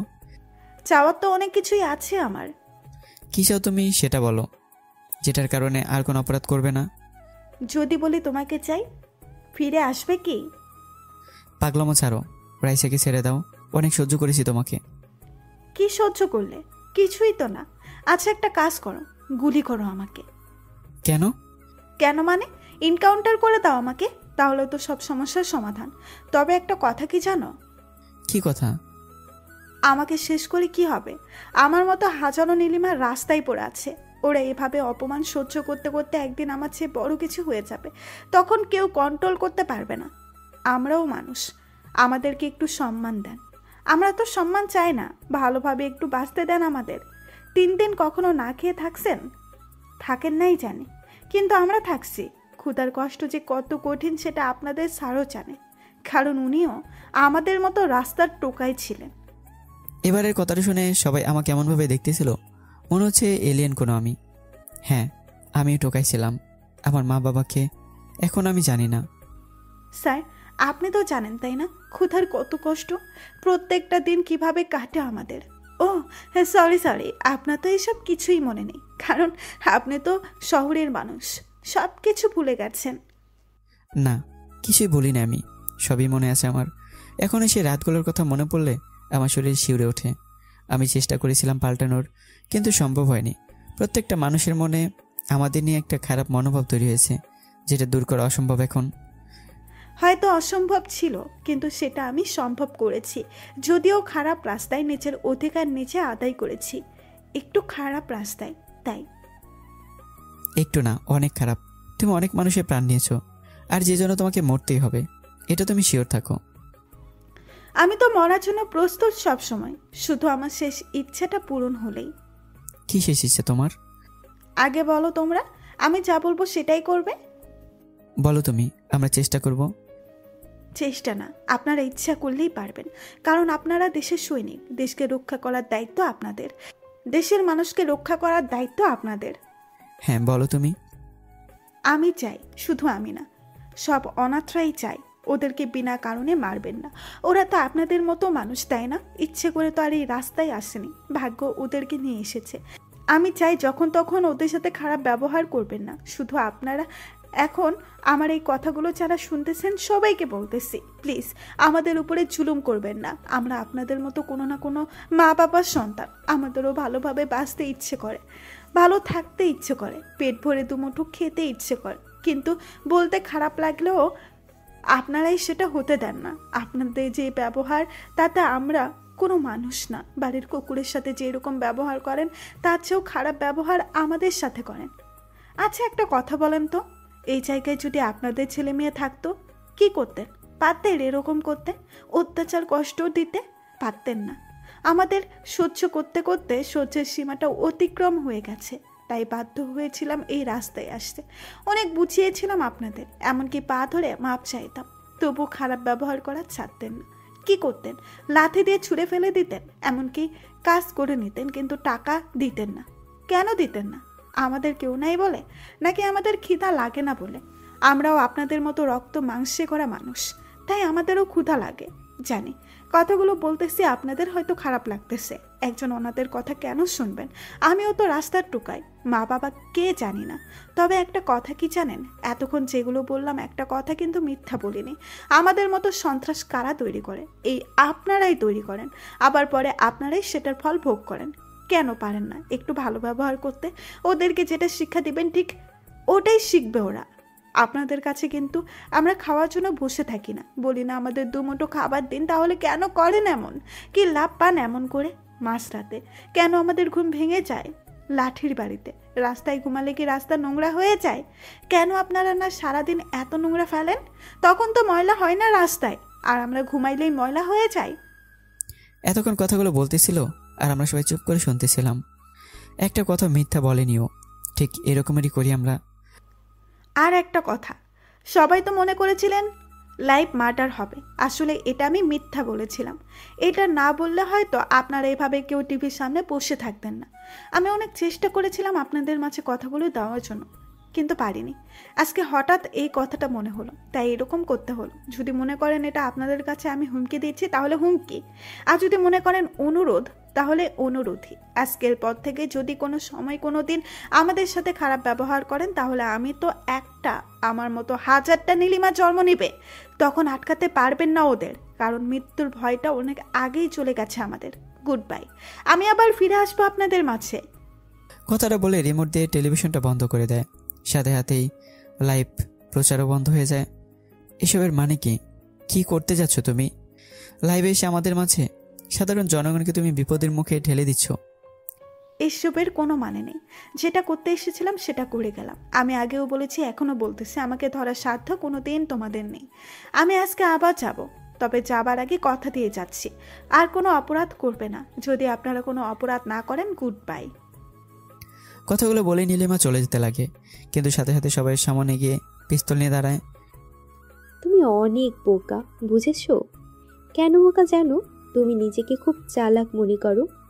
কি মনে করেছো এখান থেকে তুমি চলে যাবে না, কিছু করতে পারবে না আমার? ভুলে যেও না, আমরা দেশের সৈনিক, আর দেশের খারাপ হবে এমন মানুষকে কখনোই দেশে রাখবো না। নীলিমা একটা হাসি দিয়ে বলল, আমি বোকা না, আমি নিজেকে চালাক মনে করি না। আমি আগেই বলেছি তোমরা আমাকে ধরতে পারবে না, তার চেয়ে বরং আমাকে যেতে দাও, না হলে তোমাদের বাড়ির কেউ ভালো থাকবে না। আসলে বোকা তো তোমরা, পুলিশের চাকরি করো আর বাড়িতে প্রোটেকশন দিতে পারো না। সাথে সাথে সবাই পিস্তল নামিয়ে বাড়িতে ফোন করতে লাগলো। ফোন করে লাভ নেই, সবার ফোন বন্ধ এখন। আমি এখানে থেকে যাই, তারপরে যে যার মতো বাড়িতে পৌঁছে যান, সবাইকে পেয়ে যাবেন। নীলিমা কিছু দূর সামনে যায়, তারপর আবার দাঁড়ায়। স্যার একটু আসবেন? কথাটা নীলিমা আমাকে উদ্দেশ্য করে বলে। ওর কথা শুনে এগিয়ে গেলাম ওর কাছে। কি হয়েছে? আরো কিছু বাকি আছে তোমার? না না, আর কোনো কিছু বাকি নেই, সবই তো বলে দিলাম। একটা কথা বলতে ভুলে গেছিলাম, তাই ডাক দিলাম। কি কথা বলো? ভালোভাবে সংসার করো, রাইসা মেয়েটা অনেক ভালো, আমার চেয়েও ভালো। দোয়া করি তোমরা যেন সুখে থাকো। নীলিমা কথাটা মন খারাপ করে বলল, হ্যাঁ তুমিও ভালো থেকো, আর পারলে মানুষের সেবা করো, খারাপ পথে না, ভালো পথে। আর একটি কথা ছিল, রাখবে? কি কথা বলো? একবার নীলু বলে ডাকবে প্লিজ, অনেক দিন হলো তোমার মুখে এই ডাকটা শুনি না।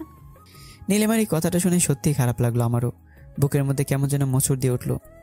নীলু, ভালো থেকো, আর পারলে একটা বিয়ে করো, ভালো ছেলে দেখে। সেটা মনে হয় হবে না, কারণ মন তো একজনকে দেওয়া যায়, আর সেটা তো অনেক আগেই দিয়েছিলাম একজনকে। তবে এখন আমার কোনো কষ্ট নেই জানো, কারণ আমাদের ভালোবাসাটা ছিল সত্যি। কেন? আরে সত্যি থাকলে পেতাম না? তুমিও না, এখনো বোকাই রয়ে গেছো। আচ্ছা ভালো থেকো, বেশি কথা বললে আবার তোমার বউ সন্দেহ করবে। মুখে হালকা হাসির ছাপ নিয়ে কথাটা বলে চলে গেল নীলিমা। আমি ওখানে দাঁড়িয়েছিলাম কিছুক্ষণ, তারপর যে যার মতো বাড়িতে চলে গেলাম। সময় আপন গতিতে চলতে লাগলো, কখন যে 3 বছর পেরিয়ে গেল বুঝতে পারলাম না। বউ সন্তান নিয়ে সুখী দিন কাটছে। এখন একটা মেয়েও আছে আমাদের, 1.5 বছর বয়স, ওকে নিয়ে সব কিছু এখন। এদিকে চাকরিটা ভালোই করতেছিলাম, মানুষের সেবা। ওই দিনের পর থেকে নীলিমাকে অনেক খুঁজেছি কিন্তু পাইনি। শুধু আমি না, কেউ পাইনি তাকে। সবাই তো ধরে নিয়েছে ও মরেই গেছে, কিন্তু আমার সেটা মনে হয় না, এখনও বেঁচে আছে ও সবার মাঝে। সেদিন সত্যি মানুষ তার কথাগুলো শুনেছিল। সেদিনের পর থেকে আমি আর কখনো ওদের সাথে খারাপ ব্যবহার করতে দেখিনি কাউকে। হয়তো ওর কারণে এমনটা হয়েছে। জীবনে কোনোদিন ওকে ভালোবাসতাম কিনা জানি না, তবে ওকে দেখার আগ্রহটা ঠিক সেরকমই আছে যেমন আগে ছিল। জানি না দেখা হবে কিনা কোনোদিন, তবে অপেক্ষা করছি। তো বন্ধুরা, গল্পটি এখানেই শেষ করা হলো। তো কেমন এসে জানাবেন। তবে এই গল্পটা পথে থাকা টোকাইদের জীবন কাহিনী নিয়েই কিছুটা গোছানো হলো। আর পারলে সবাই টোকাইদের সাথে বা অনাথ ছেলেমেয়েদের সাথে ভালো ব্যবহার করবেন, তাদেরকে কোনো কথা শোনাবেন না। পারলে যতটুকু পারেন একটু সাহায্য করবেন। আর সবাই ভালো থাকবেন। পরবর্তী গল্পের জন্য আল্লাহ হাফেজ।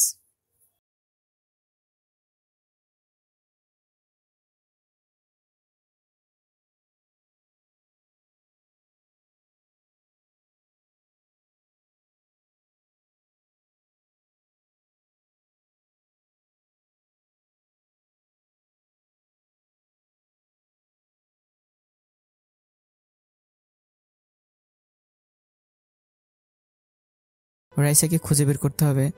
রাতে ওখানে কাটিয়ে দিলাম। অনেক বছর পর আজকে স্টেশনে ঘুমালাম।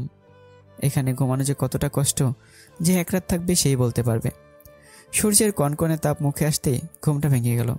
উঠে দেখলাম সবাই কাজ নিয়ে ব্যস্ত, আবার কেউ শুয়ে নেই। আর উঠে গাটা ঝেড়ে নিলাম, প্যান্টটা শার্টে ময়লা ছিল। পকেটে হাত দিয়ে ফোনটা বের করলাম। 9 বার কল এসছে। ফোনটা সাইলেন্ট ছিল, আমার খেয়ালই নেই। সবগুলো কলই পুলিশ স্টেশন থেকে এসেছে। পুলিশ স্টেশন থেকে ফোন দিয়েছে, বিষয়টা বুঝতে পারলাম না, তাই ওইদিকে হাঁটা দিলাম। ক্ষুধা প্রচণ্ড পরিমাণে লেগেছে। পাশের একটা দোকান থেকে পাউরুটি আর একটা কলা খেয়ে থানায় গেলাম। অনেকদিন পর থানাতে আসলাম আবার।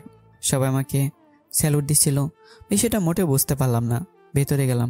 ভেতরে যেতে দেখলাম অনেক বড় বড় স্যার এসেছে। এরা সেদিনও ছিল। আসতে পারি স্যার? ওদের মধ্যে একজন বলল, এসো। ভিতরে গিয়ে দাঁড়িয়ে রইলাম।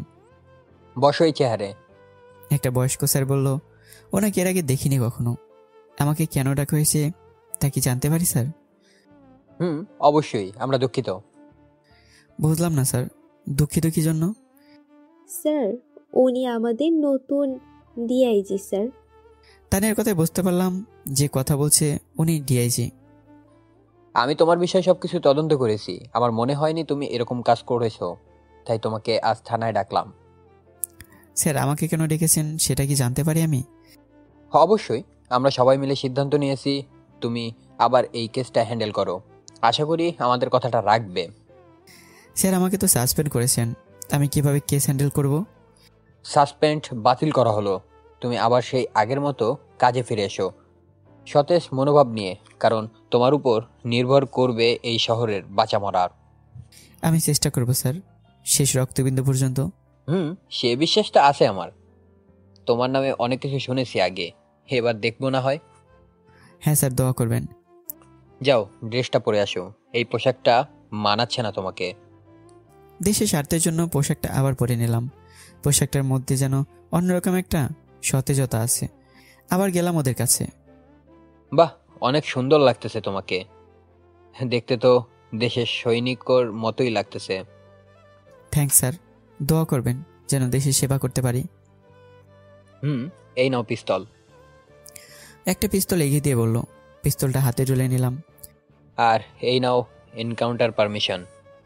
নীলিমাকে যেখানে পাবে, যদি সম্ভব না হয় ধরতে, সোজা এনকাউন্টার করে দিবে। উপর থেকে পারমিশন আছে। স্যারের কথা শুনে মনের মধ্যে কেমন যেন করে উঠল। পিস্তলটা হাতে কাঁপতেছিল আমার। কেন কাঁপতেছিল সেটাও জানি না। একটু পর গাড়ি নিয়ে বেরিয়ে পড়লাম নীলিমাকে খুঁজতে। শুধু আমি না, পুরো পুলিশ ফোর্সই লেগেছে। স্যার, এভাবে কতদিন খুঁজবো? এভাবে পাওয়া সম্ভব না। তাহলে কিভাবে পাবো? যেভাবে হোক খুঁজতে হবে। রাইসা ওর কাছে আছে, জানি না কি করতেছে ওর সাথে। স্যার, এত টেনশন করেন না, কিছু করবে না ও। কারণ আজ পর্যন্ত ও নির্দোষ কাউকে মারেনি। যাদের মেরেছে ওরা সত্যিই খারাপ। কি বলতেছে এগুলো? ওর পক্ষ নিচ্ছ নাকি? ওর পক্ষ না স্যার, এই কয়েকদিন ওর কেসটা নিয়ে অনেক ঘাটাঘাটি করেছি। মেয়েটা সত্যি ভালো স্যার, একদম খারাপ না। তবে ও যে পথে চলছে এটা খারাপ। হ্যাঁ সেটাই তো। আজকে কি বললো শুনলে না? এনকাউন্টার করে দিতে বলেছে। স্যার, সত্যি কি এনকাউন্টার করে দেবেন? জানি না আমি কি করব, তবে দেশের মানুষের জন্য, রাইসের জন্য যদি তাই করতে হয় সেটাই করব আমি। স্যার, এটা করা ঠিক হবে? মেয়েটা খারাপ হলেও কিন্তু ও যে কাজগুলো করে ওইগুলো খারাপ না। নিজের অধিকার আদায় করে শুধু ও। হ্যাঁ সেটা আমি আর তুমি জানি। আর কেউ কি জানে? তা নিয়ে কিছু বলতে যাবে তার আগেই গাড়িটা জোরে ব্রেক করা হয়। থামলে কেন?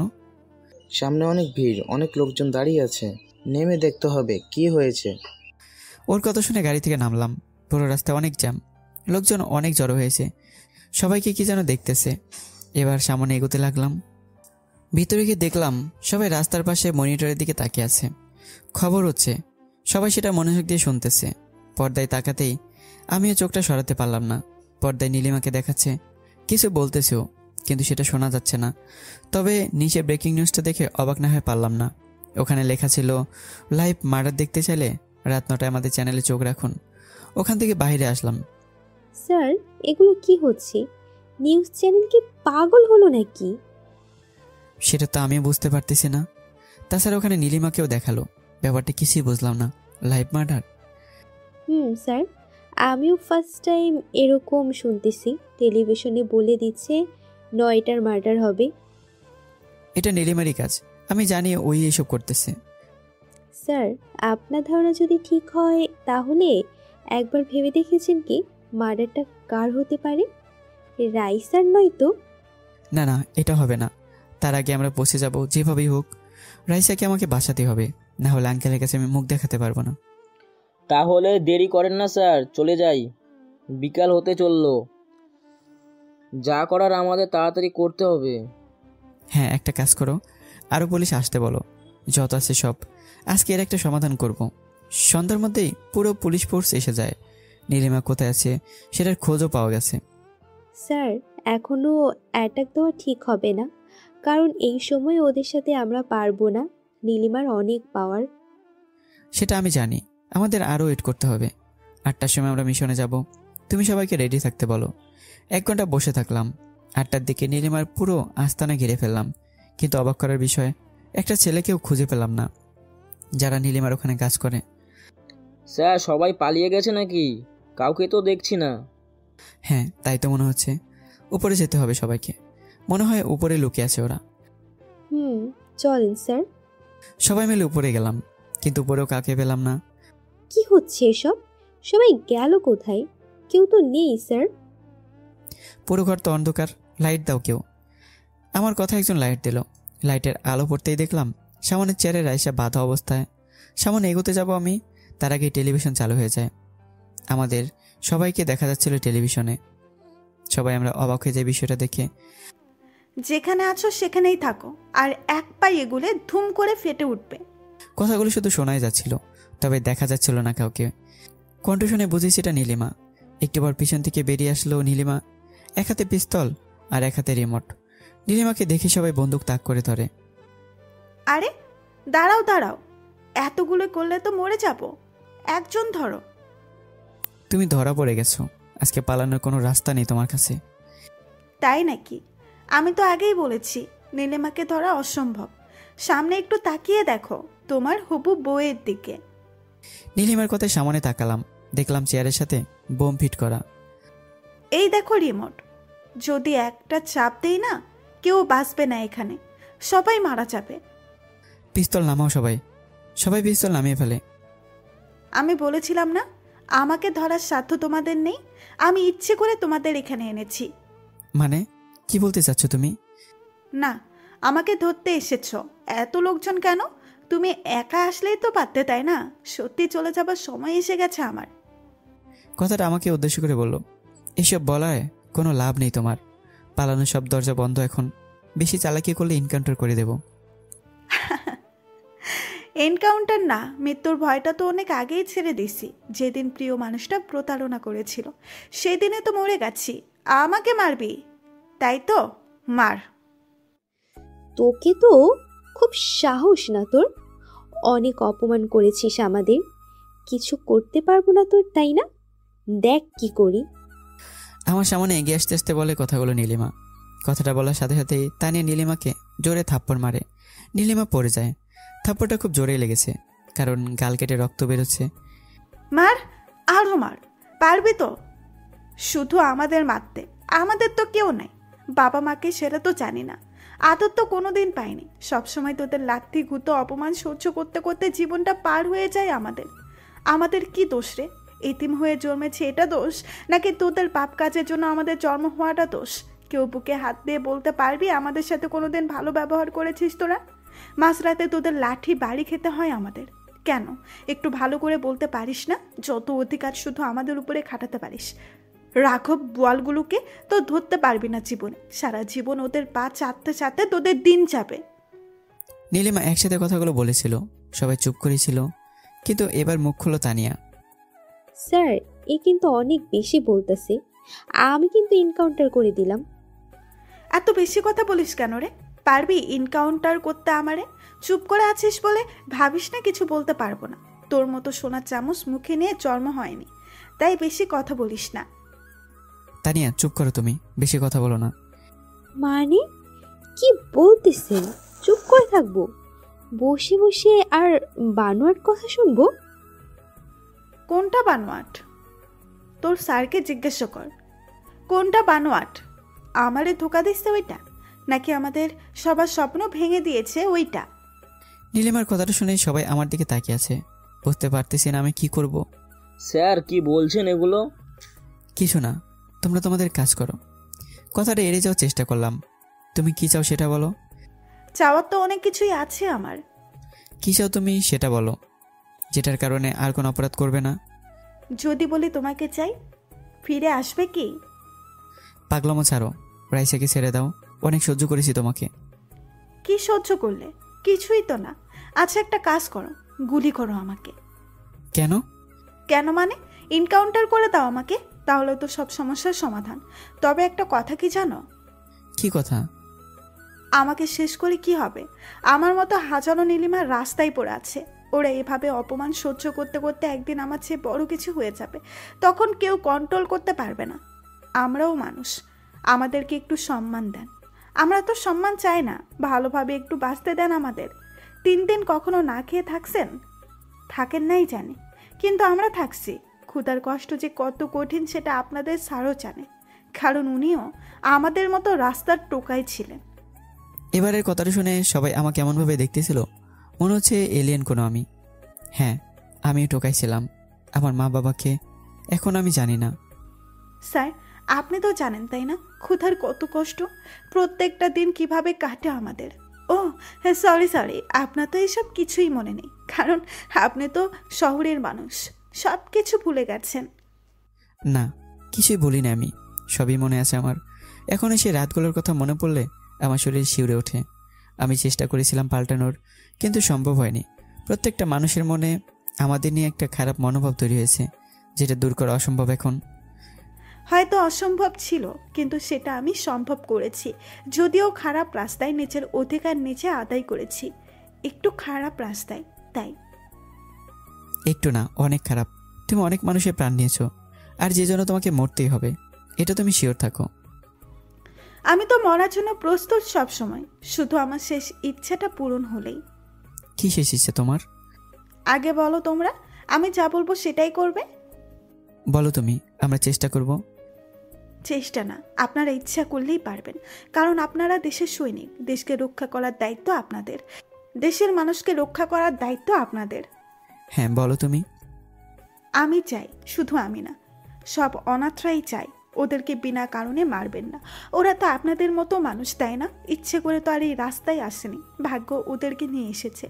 আমি চাই যখন তখন ওদের সাথে খারাপ ব্যবহার করবেন না। শুধু আপনারা এখন আমার এই কথাগুলো যারা শুনতেছেন সবাইকে বলতেছি, প্লিজ আমাদের উপরে জুলুম করবেন না। আমরা আপনাদের মতো কোনো না কোনো মা বাবার সন্তান। আমাদেরও ভালোভাবে বাঁচতে ইচ্ছে করে, ভালো থাকতে ইচ্ছে করে, পেট ভরে দুমুঠো খেতে ইচ্ছে করে, কিন্তু বলতে খারাপ লাগলেও আপনারাই সেটা হতে দেন না।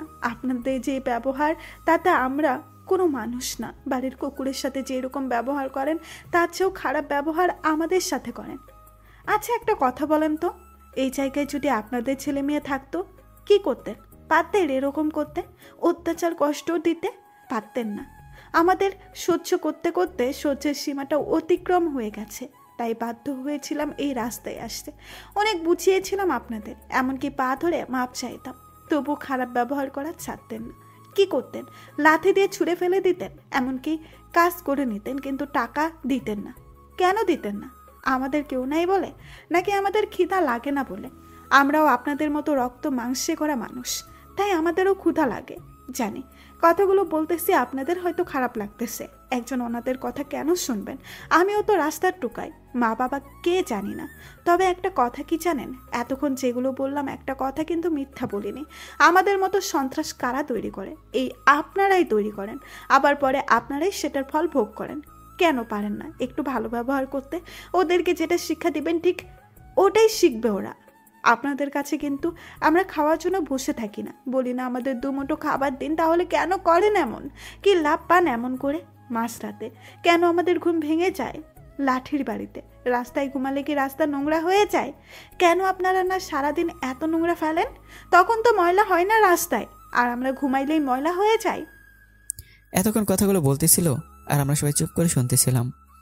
একটা কথা মিথ্যা বলেনিও, ঠিক এরকমেরই করি আমরা। আর একটা কথা, সবাই তো মনে করেছিলেন লাইভ মার্ডার হবে, আসলে এটা আমি মিথ্যা বলেছিলাম।